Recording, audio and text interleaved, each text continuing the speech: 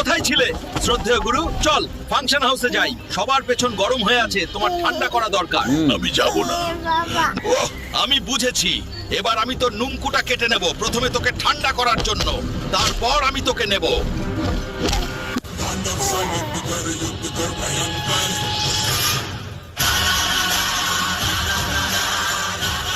এইবার চলো গরু মহাশয় অনুষ্ঠান বাড়িতে। তোর জন্য সবার পাছা গরম হয়ে আছে, এবার ঠান্ডা হবে। এইবার দাওয়াতে মাংস হবেই। এটাকে নিয়ে যাও দিদা, দারুণ মজা করে রান্না করো।